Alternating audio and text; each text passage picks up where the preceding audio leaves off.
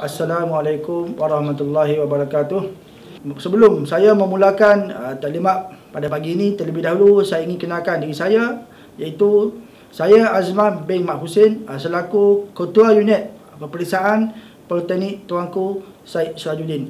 Jadi pada pagi ini saya akan memberikan taklimat berkaitan dengan arahan-arahan peperiksaan dan kaedah penilaian. Ini adalah tata organisasi unit peperiksaan. Di atas tu saya di bawah TPA, iaitu Timbalan Pengarah Akademik. Kemudian ketua unit peperiksaan, dan di bawah ketua unit peperiksaan kita ada pegawai peperiksaan data, rekod. Kemudian kita ada pegawai peperiksaan, iaitu bahagian pengurusan dan penilaian, pembantu tadbir, pembantuan pejabat dan juga penyelaras peperiksaan jabatan. Okey, di bawah penyelaras peperiksaan jabatan kita ada peperiksaan jabatan JKE, JKM, JP, JTMK, JPH, JRKW, JMSK dan juga JPA. Di PTSS kita ada 8 jabatan. Itu 6 jabatan akademik dan 2 jabatan sokongan akademik. Iaitu sokongan akademik ialah JMSK dan juga JPA. Yang selebih itu adalah jabatan akademik. Okey, ini adalah objektif objektif garis panduan, arahan-arahan peperiksaan dan kaedah penilaian diploma. Okey, ini adalah edisi buku arahan peperiksaan yang terbaru, iaitu edisi 6 Jun 2019. Okey, apa objektif dia? Itu yang pertama, penyeragaman peraturan dan arahan peperiksaan. Okey, ini adalah buku yang terkini yang digunakan pakai untuk pelajar-pelajar dan juga peserta akademik sebagai rujukan. Jadi buku ini akan diberikan kepada pelajar-pelajar baru dan pelajar-pelajar perlu simpan untuk rujukan. Okey, simpan elok buku ni, kita bagi secara percuma kepada semua pelajar-pelajar baru yang baru masuk. Jadi pelajar-pelajar perlu simpan dan rujuk untuk kegunaan bila mempunyai masalah ataupun ada persoalan yang berkaitan dengan peperiksaan. Saya pergi kepada objektif, arahan-arahan peperiksaan dan kaedah penilaian diploma. Okey, fungsi unit peperiksaan. Okey, menguatkuasakan arahan-arahan peperiksaan dan kaedah penilaian diploma bagi edisi 6 Jun 2019, menguruskan peperiksaan akhir ataupun peperiksaan akhir khas ataupun penilaian khas. Jadi kita ada 3 jenis penilaian seperti mana yang saya sebutkan tadilah. Okey, menguruskan keputusan peperiksaan pelajar, menguruskan tuntutan sama, iaitu permohonan baru ada salinan CJ diploma, transkrip, menguruskan rayuan keputusan, rayuan ke atas keputusan penilaian dan juga menyemak semula skrip jawapan peperiksaan akhir. Okey, SPM versus diploma lah. Okey, semasa pelajar-pelajar SPM itu di tingkatan 4, kemudian tingkatan 5. Kemudian untuk diploma kita ada SEM 1, SEM 2, SEM 3, semester 4, semester 5, semester 6. Okay? Jadi kita ada 6 semester belajar di PTSS, itu di peringkat diploma lah. Okey, ini adalah rangkuman taklimat. Kita ada sistem penilaian mata, peperiksaan akhir, tempoh pengajian, sistem grade, kehadiran kuliah, peperiksaan akhir khas, keputusan peperiksaan, pendaftaran khusus dan juga kes-kes tata tertib. Jadi saya minta pelajar-pelajar ambil perhatian dan saya akan sentuh topik-topik ini dalam sesi taklimat saya nanti. Okey, ini adalah keadaan sistem nilai mata. Okey, sistem nilai mata yang mana kita ada 2 jenis, iaitu kita ada HPNM, iaitu Himpunan Purata Nilai Mata. Itu adalah untuk pengajian. Dan seterusnya kita ada PNM. PNM ni adalah Purata Nilai Mata. Okey, PNM ni adalah bagi setiap semester untuk himpunan purata nilai mata ni adalah bagi setiap gabungan semester 1 campungan semester 2 campungan semester 3, berapa dia punya himpunan purata nilai mata dia. Okey, itu contoh. Kaedah penilaian sistem nilai mata. Satu, kaedah penilaian kuantitatif, itu pengiraan prestasi pelajar di dalam sesuatu program lah, mengikut sistem nilai mata. Prestasi pelajar bagi sesuatu kursus adalah berdasarkan kepada sistem grade, yang mana pencapaian pelajar dinilai menggunakan dua ukuran, iaitu purata nilai mata ataupun grade point average, kemudian himpunan purata nilai mata ataupun cumulative grade point average, CGPA. Samalah, dari segi pengiraan pun sama juga. Seperti mana yang saya sebutkan tadi, PNM ni adalah bagi setiap semester. Setiap semester. Itu semester semasa. Semester semasa. Berapa purata nilai mata ataupun PNM yang kita dapat.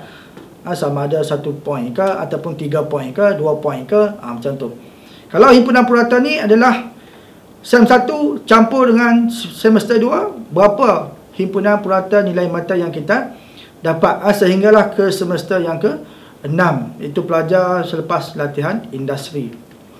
Okey, ini adalah purata nilai mata dari segi pengiraan dia. Purata nilai mata kredit seseorang pelajar bagi kursus sesuatu semester dan dikira seperti berikut.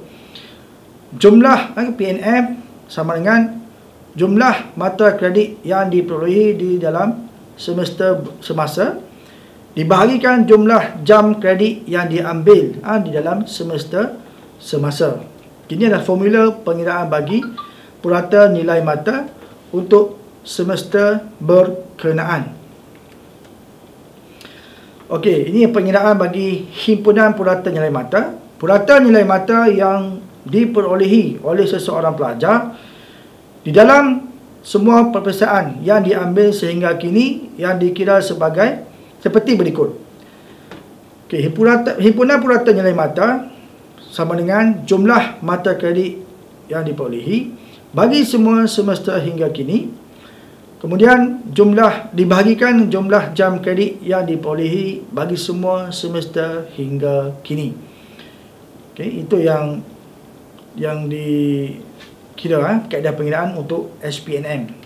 Okey, ini adalah jadual grade pelajar. Kita ada 4 kategori, iaitu kita ada sangat cemerlang, kita ada cemerlang. Sangat cemerlang ni A+ lah, A+, iaitu markah dia 90 hingga 100, A+ lah. Maka bagi pelajar yang mendapat A+ ni, dia sangat cemerlang. Okey, pelajar yang sangat cemerlang ni akan terima anugerah daripada yang mana bila mendapat SPNM tu cemerlang, insya-Allah dia akan dapat anugerah diraja. Kan? Okey, jadi pelajar-pelajar perlu berusahalah ke arah untuk mendapat keputusan yang sangat cemerlang. Okay, kita ada juga cemerlang. Cemerlang ni sama juga A, itu 80 hingga 89, itu markah dia. Kalau kita lihat nilai mata sama je, 4.0 juga, tapi markah dia berbeza. Kemudian kita ada kepujian. Kepujian itu daripada B hingga ke A-, kepujian. Kemudian kita ada lulus bermula daripada grade D sampai ke B-, itu lulus.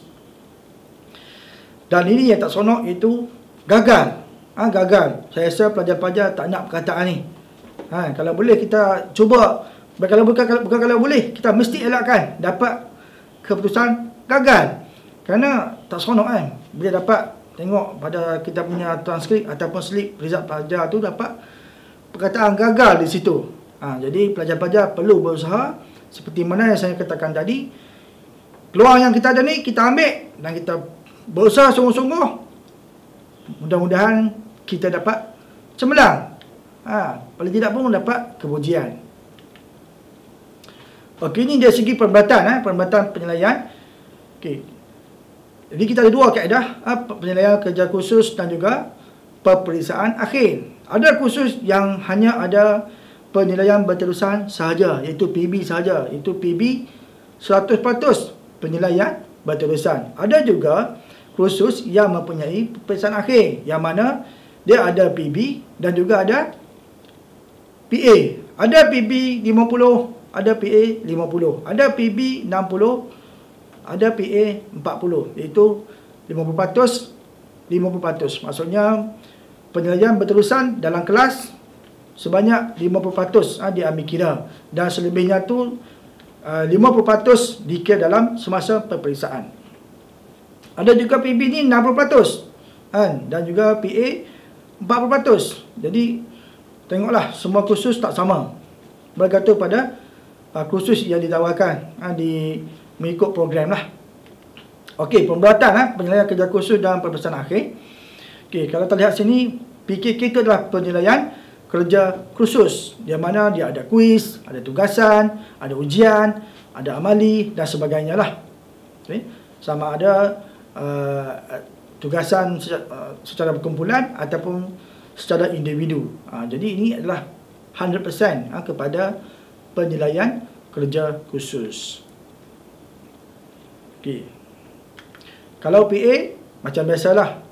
Kalau PKK yang ada PA itu, dia macam tadi saya sebut tadi, dia ada 50%, dia ada 60%. Selebihnya itu adalah peperiksaan akhir.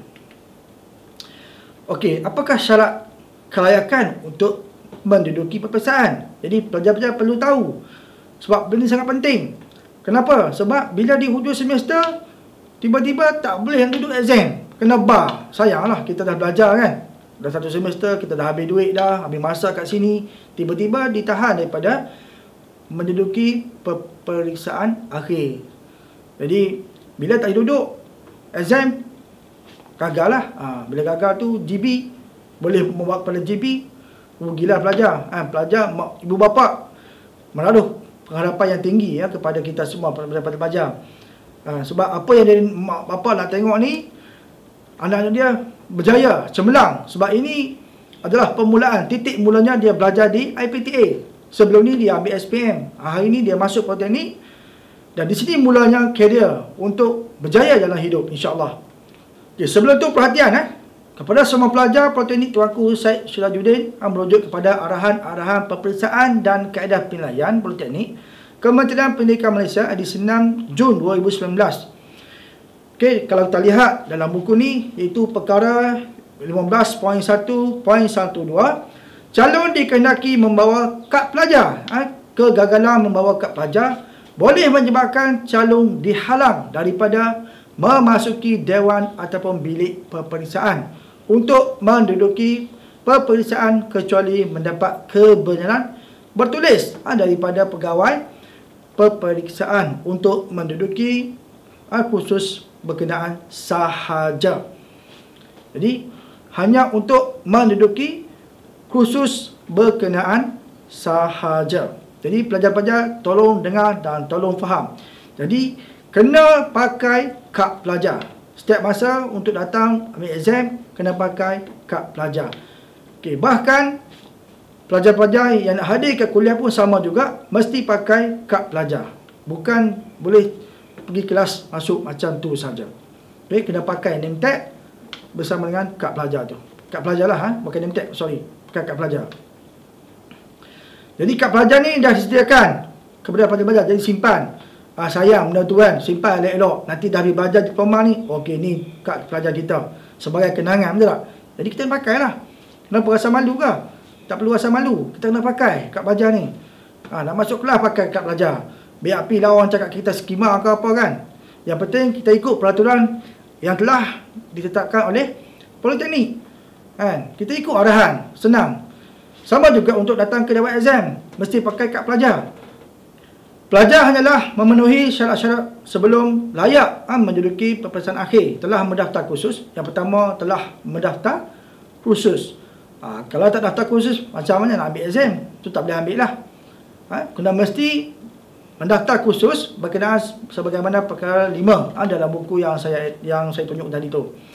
Yang kedua, telah menghadiri kehadiran 80% atau lebih ke kuliah, sama ada tutorial, amali dan sebagainya lah. Jadi kehadiran mesti cukup 80% dan ke atas kehadiran tu.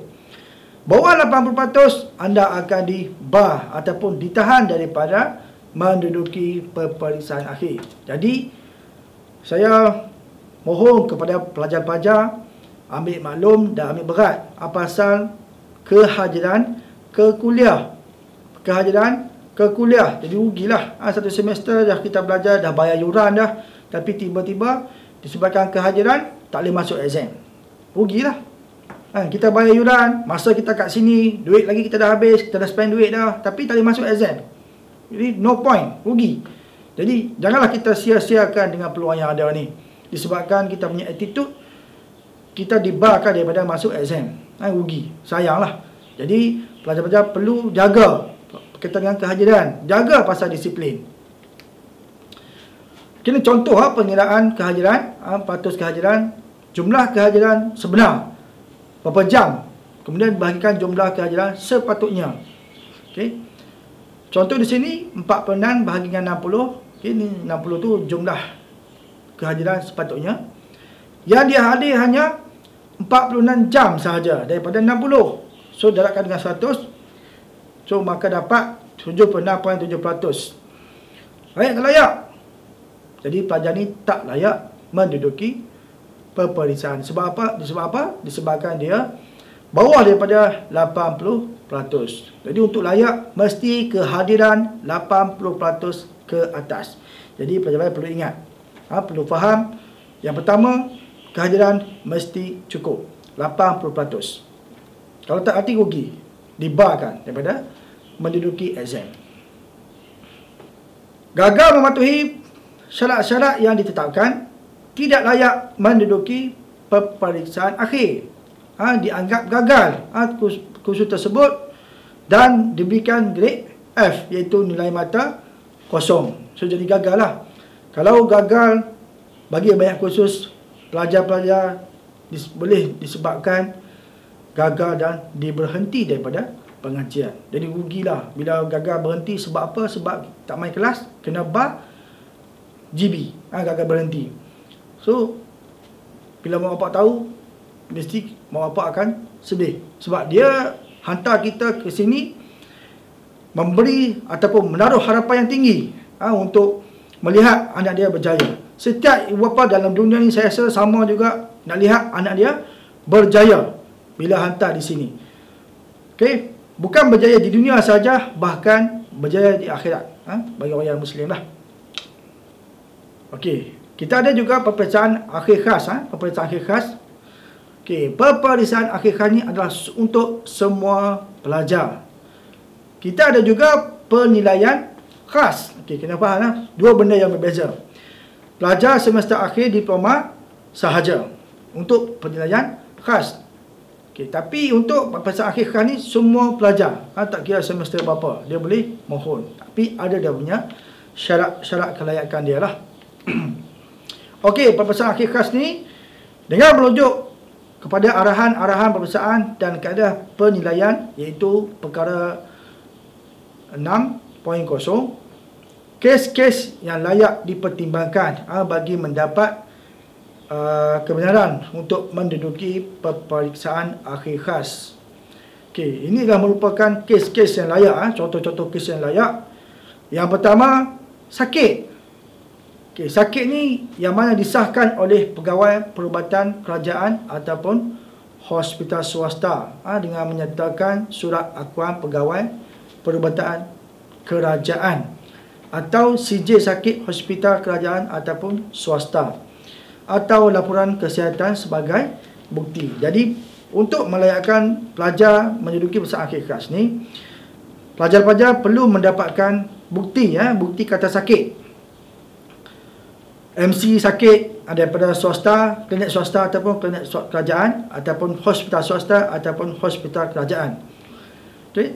Surat sijil sijil sakit daripada hospital lah, sama ada swasta ataupun kerajaan, ataupun laporan doktor daripada hospital kerajaan ataupun hospital swasta.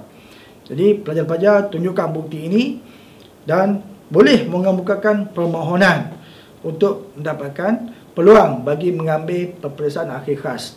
Sebab bila dah sakit, kita tak minta sakit, tapi bila sakit dah demam betul-betul berlaku pada diri kita, kita boleh pelajar ada diberi laluan. Contoh ataupun terlibat dengan kemalangan. Terlibat dengan kemalangan. On the way datang ke poli nak ambil exam, tiba-tiba accident. Na'udzubillah, kita minta simpan benda tu.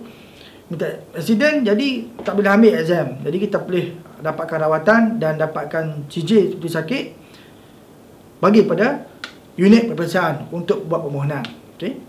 Okey, kecemasan, kes kecemasan yang layak dipertimbangkan adalah seperti berikut. Okey, sebelum tu kalau sakit ni pelajar perlu mohon juga untuk dapat kelulusan, buat ke satu surat rasmi, lampirkan slip ataupun CJ cuti sakit tadi, hantar kepada unit exam, dan kita akan mohon kepada Tuan Pengarah untuk mendapat kelulusan. Okey, apabila dapat kelulusan Tuan Pengarah, barulah kita akan maklumkan kepada pelajar untuk tindakan seterusnya untuk mengambil peperiksaan akhir khas ni. Okey, bukan saya yang bagi kelulusan, tetapi Tuan Pengarah, Tuan Pengarah yang akan bagi kelulusan sama ada layak ataupun tidak layak untuk mengambil peperiksaan akhir khas. Okey, seterusnya kecemasan. Kes kecemasan yang layak dipertimbangkan adalah seperti berikut, iaitu kematian keluarga terdekat. Keluarga terdekat ni sebagai contoh, ibu bapa kita sendiri, kakak kita, abang kita. Kalau tok menakan, tak boleh, tak layak. Tok menakan ke pak menakan kan, tak layak.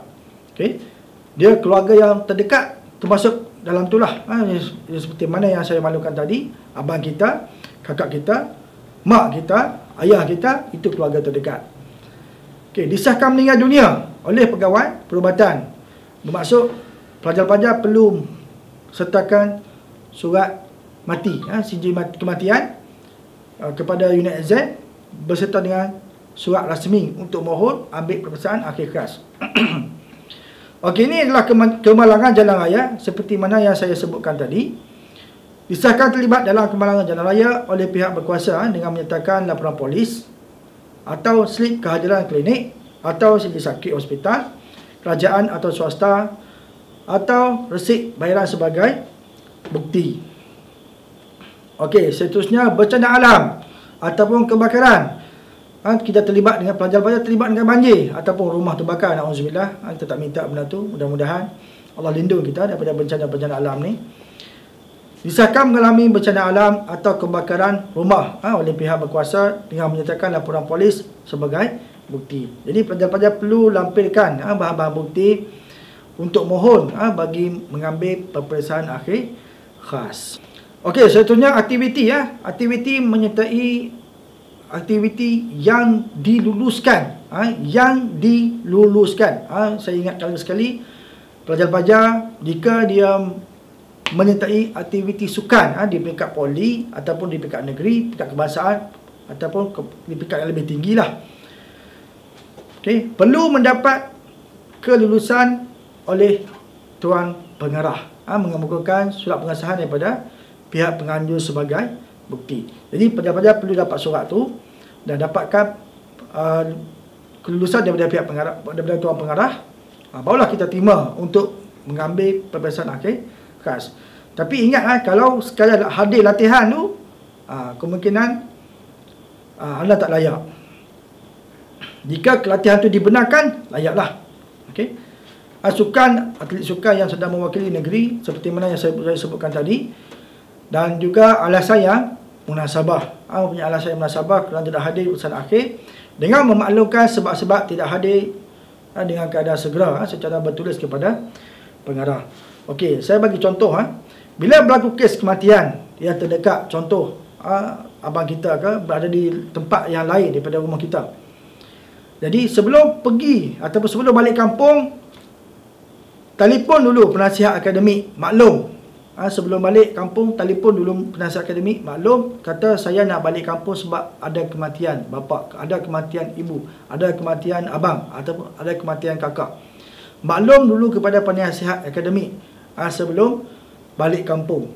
Katalah malam ke apa ke, tak kira lah, baru pagi pun SMS, WhatsApp kepada Tuan Pengarah. Saya rasa semua orang ada WhatsApp. Hari ini IT, telefon canggih-canggih semua. Jadi boleh WhatsApp kepada penasihat akademik. Kata maklum pada PA, saya nak balik, ada emergency, ada kematian. Macam tu. Jangan balik kampung dulu, duduk lama sana dah simpah habis dah, semua dah buat tahlil ke apa benda ke, baru telefon, cik, saya ni balik kampung, saya tak boleh main kelas sebab saya ada emergency, kematian. Saya tak nak macam tu. Jadi pelajar-pelajar sebelum balik, maklum dulu. Itu step yang pertama. Barulah kita boleh pertimbangkan untuk mohon peperiksaan akhir khas tadi. Jika pelajar balik kemungkinan tak layak dengan dianggap tak layak duduk exam, itu peperiksaan akhir khas, sama juga, maka dia kosong juga. Okey, jadi pelajar-pelajar perlu ambil perhatian. Okey, ini adalah proses permohonan proses permohonan untuk peperiksaan akhir khas. Okey, menulis surat kepada surat permohonan kepada jawatankuasa peperiksaan.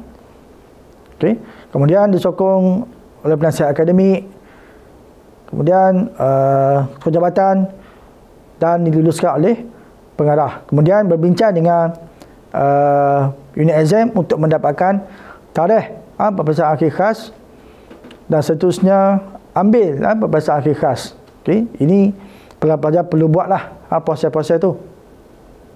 Okey, jadi pegawai peperiksaan bertanggungjawab untuk memastikan pengurusan permohonan pelajar dilaksanakan dengan lancar, menetapkan masa dan tarikh yang sesuai untuk pelajar menduduki peperiksaan akhir khas setelah permohonan pelajar diluluskan oleh pengarah. Jadi bila kamu dah mohon surat kepada unit exam, dan unit exam akan hantar kepada tuan pengarah untuk mendapat kelulusan. So bila dapat kelulusan, pihak exam akan call pelajar dan juga PA untuk berbincang dari segi bila tarikh kamu sesuai nak ambil peperiksaan akhir khas tu. Untuk peperiksaan akhir khas ni wajib dilaksanakan sebelum mesyuarat jawatankuasa. Bermaksud dalam tempoh exam tu pelajar kena ambil peperiksaan akhir khas, bukan di luar tempoh exam. Mesti ambil dalam tempoh exam. Kena faham kena ingat Okey, PAK peperiksaan akhir khas ni diambil dalam tempoh minggu peperiksaan. Okey, seterusnya penilaian khas. Tadi PAK, ni PK, PK. Okey, penilaian khas adalah satu bentuk penilaian yang dibenarkan kepada pelajar yang akan menjalani latihan industri pada semester akhir yang memenuhi syarat-syarat berikut. Okey, apakah syarat-syarat untuk PK ni? Okey, yang pertama, mendapat keputusan KB. Gagal satu kursus, hanya satu kursus sahaja. Gagal hanya satu kursus sahaja. Okey, pada semester sebelumnya. Jadi contoh, SEM ni adalah semester 5. SEM depan dia akan ke latihan industri, tiba-tiba gagal satu kursus. Okey, dia layak untuk ambil PK. Okey, dengan syarat mendapat keputusan KB lah. Okey. Okey, gagal satu kursus saja. Seterusnya telah menduduki peperiksaan akhir bagi kursus berkenaan. Okey, telah diperlakukan oleh jawatankuasa peperiksaan politeknik dan keputusan pelajar yang lulus penilaian khas akan mendapat grade C sahaja. Jadi rugilah kalau kamu ambil exam atau boleh dapat B ke. Okey, kalau PK ni dapat markah tinggi pun hanya dapat grade C sahaja. Okey, jadi kena ingat. PK ni hanya pelajar untuk yang akan ke latihan industri, iaitu pada semester 5. Semester 5 semester yang terakhir di politeknik dan ke satu semester lagi di industri. Okey.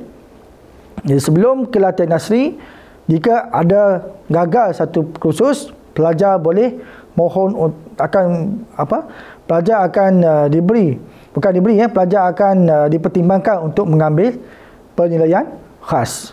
Okey, jawatankuasa akan mempertimbangkan pelajar ni layak PK ataupun tidak. Bukan unit peperiksaan yang bagi.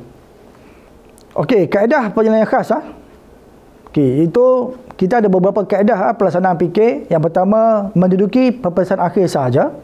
Yang kedua, menduduki peperiksaan akhir dan melaksanakan penilaian kerja khusus. Maksudnya dia ambil exam dan juga buat PB lah. Yang ketiga, hanya ambil penilaian kerja khusus sahaja ataupun PB sahaja. Dia datang jumpa pensyarah, okey, buat kuis, buat test, hantar assignment dan sebagainya. Okey, boleh juga. Okey, PK ni tempoh dilaksanakan 1 hingga 4 minggu. Pelajar perlu mendaftar untuk kursus berkenaan dengan unit peperiksaan. Daftar maklum kepada unit exam. Bila untuk daftar PK? Contohnya, bila kamu dah dapat surat tawaran PK, kamu call untuk lapor diri ataupun hadir ke unit peperiksaan untuk lapor diri. Kemudian pergi ke jabatan untuk jumpa dengan pesara kursus dan seterusnya proses pelaksanaan PK di jabatan. Ikutlah pesara kursus tu apa dia punya perancangan dia. Kamu kena ikutlah. Kamu kena hantar PK. PK ni boleh gagal tak? Boleh. Sekiranya kamu tak hantar assignment, kamu tak hantar, kamu tak hadir. Apabila disuruh hadir, kamu tak hadir, kamu tak buat apa yang disuruh, boleh gagal PK. PK berapa kali? 2 kali saja. Kali ketiga tu ambil balik pada semester biasa, 1 semester. Kategori keputusan penilaian kita ada 4 kategori. KB ni adalah kedudukan baik, yang mana HPNM dia, bukan PNM, HPNM, iaitu 2.0 dan ke atas. Kemudian kita ada KS, iaitu kedudukan bersyarat, yang mana HPNM 1.6 hingga ke 2.0. Itu dia punya HPNM. KS. Kita ada GB juga, itu gagal dan diberhentikan daripada pengajian. Dan kita ada lulus penuh, iaitu HPNM mesti 2.0 dan ke atas. Kalau dia dah grad, tamat pengajian, tapi HPNM bawah 2, so dia tak perlu LP lah, dan dia tak layak untuk konvo, sebab HPNM dia 2.0. Jadi pelajar-pelajar perlu plan, perlu rancang untuk mendapatkan pointer yang lebih tinggi.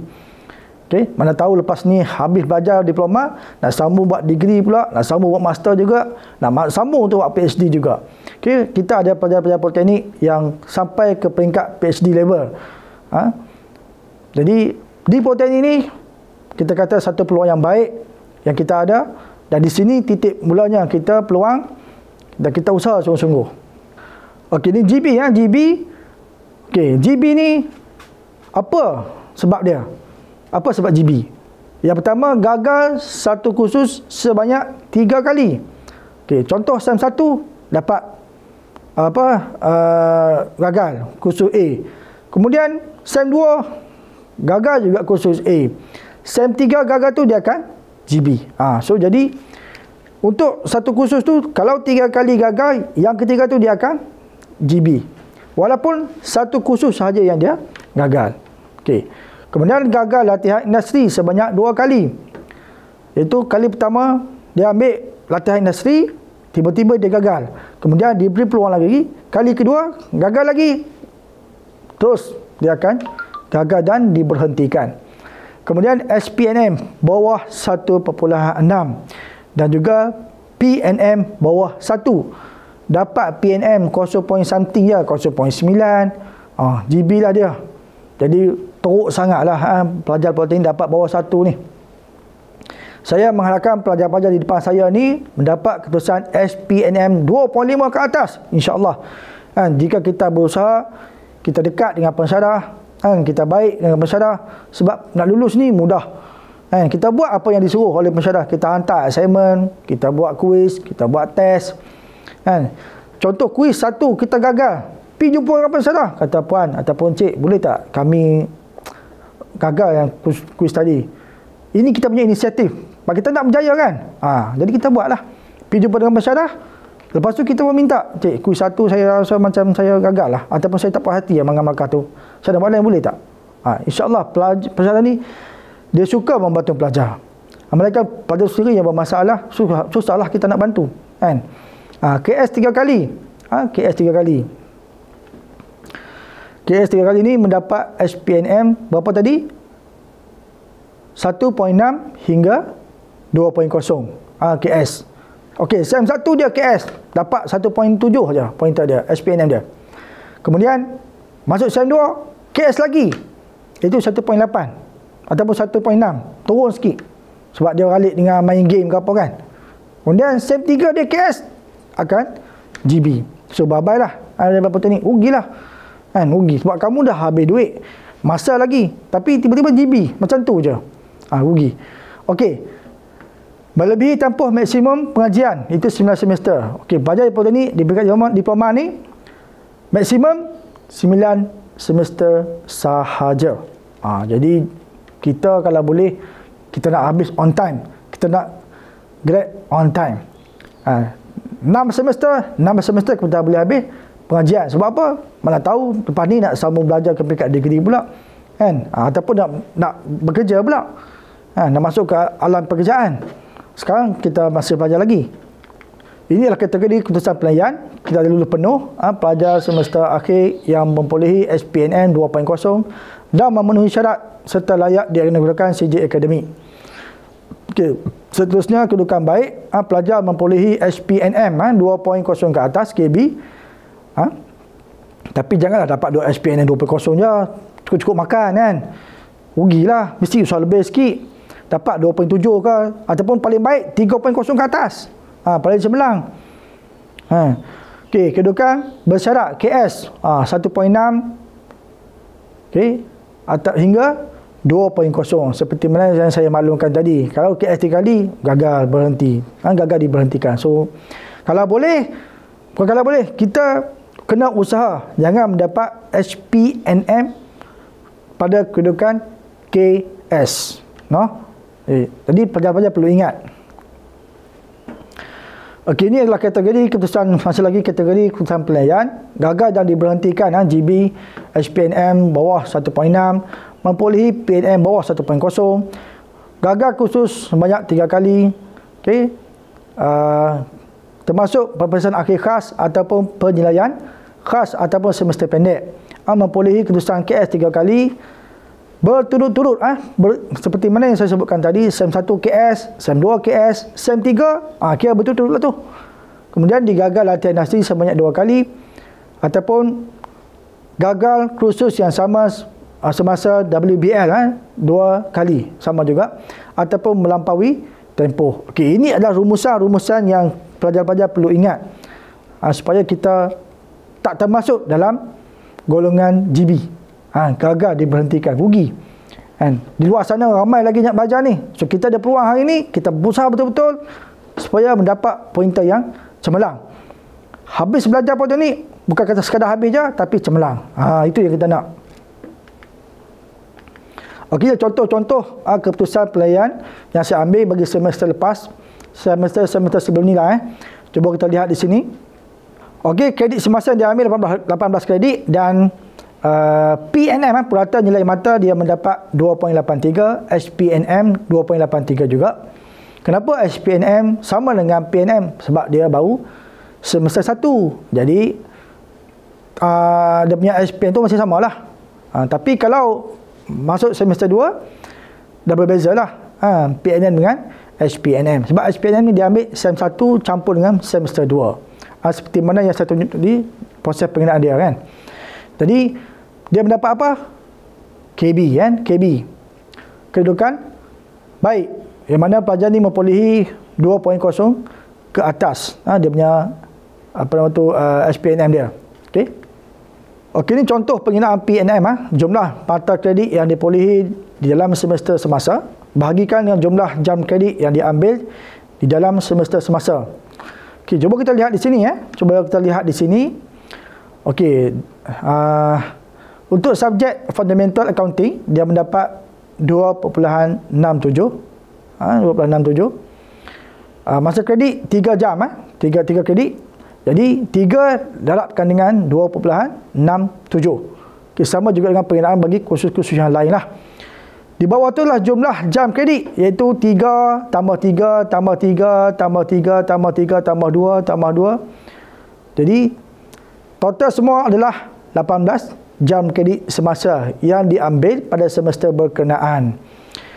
Okay, yang atas tu adalah hasil darab nilai nilai mata dan juga nilai kredit campur bagi semua kursus yang diambil pada semester berkenaan. Okay, bila kita darab, bila kita campur semua sekali, bahagikan dengan jumlah jam kredit yang diambil pada semester berkenaan, maka dapatlah nilai purata nilai mata bagi semester berkenaan. Jadi Tujuan apa yang kita perlu faham ni? Supaya kita tahu bila kredit awal dia tinggi, 3 jam kredit tinggi tu. Jadi kita perlu tahu, kita ada plan, perlu merancang untuk mendapat pointer yang lebih tinggi. Bagi jam kredit yang tinggi ni kita kena skor. 3 jam. Kalau dapat 4, cuba bayang tengok, 4 kali 3, 12 kredit. 12 kredit dia dapat. So kita perlu skor lah. Kan? Jadi yang 3 jam kredit ni kita perlu rancang betul-betul supaya kita nak upkan kita punya pointer kita bagi semester berkenaan. Okey, pointer PNM ni dia akan memberi kesan kepada HPNM. Contoh, katalah PNM semester 1 kita dapat tinggi 3.8 ataupun 3.9. Tiba-tiba SEM 2 dapat 2.0, dia akan tarik, dia akan dropkan kita punya HPNM bagi semester 2. Itu kesan dia. Jadi setiap semester pelajar-pelajar perlu jaga dia punya pointer. Macam mana nak jaga, perlu rancang untuk belajar. Jadi kita perlu rancang dan perlu plan. Kerap jumpa dengan pensyarah, belajar dalam kumpulan, tak faham tanya lecturer.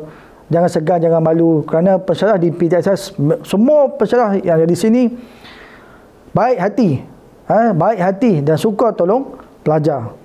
Ada masalah apa? Keuangan. Bukanlah minta duit, tapi minta nasihat. Dan PA pun boleh bantu dari segi saluran mana untuk bantu pelajar, dari segi keuangan. Dari segi apa saja masalah. Masalah dengan keluarga ke, kalau pelajar-pelajar sudi berkongsi, boleh berkongsi dengan PA. Sebab apa? Kita tak nak dengan masalah yang kamu hadapi, kamu memberi kesan kepada pelajaran kamu. Memberi kesan pada keputusan peperiksaan. Jadi rugilah. Jadi kita kena tackle masalah tu dengan bijak, dan kita boleh berbincang dengan penasihat akademik, boleh berbincang dengan kaunseling. Kita ada kaunseling politeknik, boleh berbincang secara percuma. Okey. Jadi gunakan peluang yang ada ni. Okey, ni KS pula. Ni yang tak syok ni kan. Bila KS ni, kita tengok KS ni apa dia sebab dia. Pointer dia dapat apa? HPNM dapat apa? 1.6 hingga 2 saja KS. Cuba kita lihat. Ada dapat E-, maksudnya itu gagal lah. C1 dapat E. Jadi dah lah dapat E, tapi khusus yang tinggi pula. Kalau boleh, jangan dapat E. Bukanlah kata cik senang lah, dah cik tahu semua. Bukan macam tu. Tapi kita perlu berusaha. Berusaha. Bila berusaha, tawakal, doa. Doa. Bagi orang Muslim, doa lah. Sembahyang jangan tinggal. Bagi orang yang Muslim tu, cara masing-masing. Dan kita dah berusaha dah. Dan kita berserah diri pada Allah. Berdoa lah. Okay. Supaya usaha kita tu diberkati. Allah yang bantu kita. Bagi orang yang sentiasa berusaha, dia akan dapat. Sesiapa saja yang berusaha, Allah akan bagi. Tak kira dia orang Islam ataupun non-Muslim. Jadi, kata senang cerita, kita kena berusaha lah. Okey. GB GB memperolehi HPNM bawah 1.6 ataupun memperolehi PNM 1.0 ataupun KS 3 kali seperti mana yang saya sebutkan tadi tu. KS 3 kali GB juga. Okey, ini pelanggaran peraturan dan arahan-arahan peperiksaan akhir. Cubaan meniru dan juga memberi tiru. Pelajar-pelajar jangan buatlah perkara-perkara macam ni dalam dewan peperiksaan. Okey. Cubaan meniru ni macam mana? Memiliki bersamanya nota. Nota dia buat masuk dalam exam. Ada nota bersama dengan dia. Kan? Maklumat ataupun dokumen yang disediakan sebelum ataupun dalam bentuk apa jua. Dengan apa jua cara untuk mendapatkan ataupun dari mana punca yang boleh membantu untuk bantu pelajar jawab soalan exam. Itu kita katakan cubaan meniru. Ada bukti, boleh disebabkan kesalahan. Kemudian dia tiru, bermaksud memang dia tiru. Nota tu ada atas meja dia ataupun apa-apa bahan yang ada pada atas meja dia masa paper tersebut, dia dikira menirulah pada masa tu. Okay, kemudian dia ada bahan yang berkaitan dengan kursus tu. Jadi pelajar-pelajar malam tadi tak baca buku, duk main game, kan? Jadi kalau tak jawab, gagal pula. Jadi bawa toyol, masuk dewan, dia pun tirulah. Hati-hati. Pesyarah di sini semua tahu dah. Mereka dah ada pengalaman lama. Macam mana reaksi muka pelajar yang meniru kan. Kemudian dia ada seterusnya itu memberi tiru bermakna bersubahat dengan pelajar yang lain dalam aktiviti meniru ataupun cubaan meniru. Cubaan menipu bermaksud sesuatu perbuatan atau hal menipu bagi tujuan penilaian yang dijalankan. Menipu bermakna mengenakan tipu atau memperdayakan dalam apa jua bentuk dan dengan apa jua cara dalam penilaian. Jika disabitkan kesalahan, pelajar-pelajar boleh gagal dan diberhentikan. Okey? So jaga-jaga bila masuk dalam awal exam, jawab apa yang kamu tahu je. Dan kamu tak study, macam mana kan? Tapi bagi orang belajar, baca buku, buat nota, insya-Allah dia akan boleh jawab kan. Buat latihan. Okey, ni penyelewengan akademik. Pelajar tidak dibenarkan melakukan mana-mana penyelewengan akademik seperti berikut: menyeru atau cubaan meniru, atau memberi tiru dalam penilaian, menipu atau cubaan menipu dalam penilaian. Ini larangan terhadap plagiarism, Akta 174. Ni tak apalah saya perlu terangkan detail lah. Apa yang penting adalah jangan meniru dalam dewan peperiksaan. Okey, seseorang pelajar yang didapati melanggar mana-mana arahan am peperiksaan pada perkara 15.1. Okey. Perkara 15.1 boleh rujuk dalam buku ini. Apakah perkara yang ditulis di bawah perkara 15.1 ni? Okey. Sebab apa? Boleh dikenakan tindakan seperti berikut: amaran ataupun dimasukkan markah penilaian bagi kursus berkenaan dan diberikan nilai mata kosong. Atau pelajar yang telah dibuktikan melakukan perkara 16.1 akan dimansuhkan markah peperiksaan akhir bagi semua kursus yang diambil pada semester berkenaan. Jadi, untuk perkara 17.2 ni, jika pelajar ni bukti memang sah dia tiru, akan dimasukkan semua markah penilaian bagi kursus yang ada peperiksaan. Okey, kena ingat. Okey, saya ulang lagi sekali.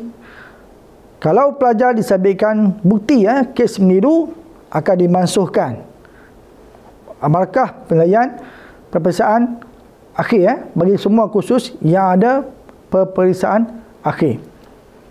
Bagi semua kursus. Jadi bila berlaku kes macam ni, anda boleh GB gagal dan diberhentikan.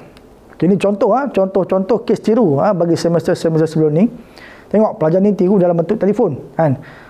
Dia pandai dah. Dia ambil telefon tak atas meja, dia tiru kan. Ni nampak bawa toyol. Kan, bawa toyol tak atas meja. Kantoi lah tu dengan pengawas. Sayanglah. Kan, jadi tolong jangan buat. Rugilah. Contoh kamu dah semester 5 ni, tiba-tiba GB kan disebab kes tiru. Apa perasaan mak bapak, ibu bapak kamu? GB disebabkan apa? Disebabkan kes tiru. Malulah malu. Kita dah habis masa dah kat sini. Okey, rayuan keputusan. Kita ada dua jenis rayuan. Okey, rayuan ke atas keputusan penilaian dan juga rayuan semak semula skrip jawapan peperiksaan akhir. Okey, rayuan keputusan ni iaitu dalam tempoh 14 hari daripada result rasmi diumumkan. Jika keluar result rasmi, okey, pelajar GB dapat keputusan gagal dan diberhentikan, pelajar boleh buat rayuan. Okey, seterusnya pelajar tak puas hati keluar result, dia kata kursus ni sepatutnya dia boleh dapat A. Kan? Tapi dia tak puas hati, dia boleh kemukakan rayuan untuk semak semula skrip jawapan. Okey. Okey, ini kriteria bergraduat. Okey, bagi sistem grade baru yang pertama iaitu pelajar adalah dianggap telah menambahkan pengajian dan layak dianugerahkan CJ akademik, iaitu CJ diploma bagi sesuatu program yang ditetapkan sekiranya telah memenuhi semua kriteria berikut. Okey, lulus semua kursus yang ditetapkan, iaitu mendapat SPNM 2.0 sebelum menjalani latihan industri. Jadi, sebelum pergi latihan LI tu, pelajar-pelajar mesti dapat SPNM 2.0. Okey. Kemudian jumlah jam kredit dipenuhi. Berapa jam kredit bagi sesuatu program lah. Pelajar yang mendapat grade pencapaian lulus minimum C-, D+ dan D dibenarkan untuk mengulang kursus tersebut sekali sahaja. Dengan kata lain, pelajar boleh mohon untuk baiki grade. Contoh sen lepas dia dapat D, dia tak puas hati kan, so dia boleh mohon lah untuk baiki grade. Okey, isi borang, kemudian hantar preliminary exam melalui PA, ada proses dia, dan boleh mohon untuk baiki grade. Okey, tempoh pengajian diploma minimum 5 semester, iaitu 5 semester ni di politeknik, 1 semester lagi di Dalta Industri lah. Maksimum 9 semester. Okey, ni adalah istilah kecemerlangan yang ada. Okey, kita ada AKJ. AKJ ni setiap semester jabatan akan buat anugerah ketua jabatan, yang mana pelajar-pelajar yang mendapat 3.5 ke atas akan mendapat AKJ. Tengok. Kemudian kita ada PKJ, pingat ketua jabatan, PKJ. SPNM keseluruhan mesti mendapat 3.5 dan ke atas. Okey, anugerah kecemerlangan akademik dan co-curriculum jabatan, pelajar terbaik jabatan setiap sesi akan dipilih, dan juga anugerah pengarah politeknik. Pelajar terbaik politeknik setiap sesi akan dipilih. Okey, untuk PKJ ni dan juga anugerah pengarah ni, setiap semester HCP akan buat kita akan buat pilihan lah. Dari segi ada kriteria penilaian yang akan dinilai kepada setiap pelajar untuk melihat layak atau tidak untuk mendapat anugerah pengarah politeknik. Kita ada juga anugerah diraja, anugerah diraja, yang mana pelajar ni bukan sahaja cemerlang dari segi akademik, bahkan dia cemerlang dari segi sukan, kepimpinan dan sebagainya. Jadi lebutlah peluang, jika ada peluang untuk jadi atlet sukan yang hebat ya, ataupun join mana-mana kelab, jadi pemimpin ya, dalam kelab ke apa ke, kemudian akademik dia cemerlang, dia boleh dinilai ataupun dinobatkan sebagai pelajar cemerlang dan mendapat pingat anugerah pengarah politeknik. Okey, ini peringatan tadi lah yang saya bagi tahu tadi. Mohon bawa kad pelajar untuk masuk dewan exam. Okey, ini ujian untuk minda. Berikan nama penuh bagi SPNM. Apakah kedudukan bersyarat? KS. Okey, KS.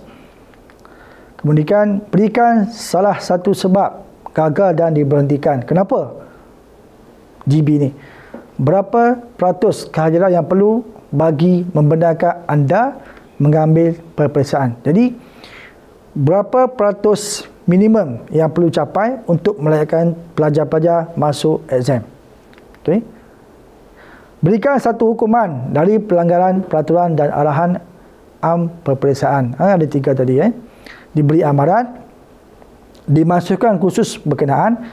Yang ketiga, dimasukkan untuk semua kursus yang ada peperiksaan akhir. Okay. Berikan satu nama anugerah yang disediakan oleh politeknik. Okay, ini contoh soalan sebagai penutup bagi taklimat peperiksaan. Okay, sekian, terima kasih.